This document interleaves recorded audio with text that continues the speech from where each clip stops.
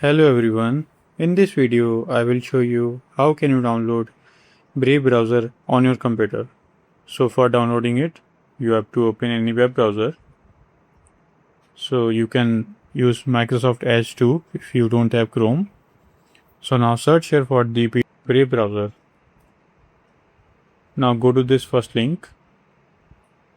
Now scroll and here you can see a button Get Brave. Now click on it. So here you can see the Brave browser setup has been downloaded.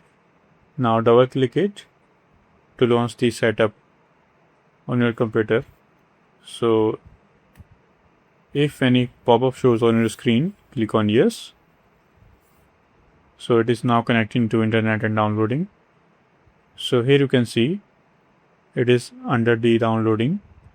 So it can take up to 2 minutes according to your internet speed and PC configuration to install.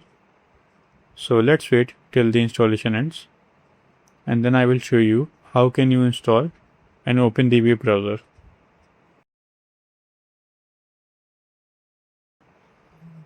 So as you can see here, the downloading has been completed. Now it is installing the Brave browser on my computer. So let's wait till the installation ends.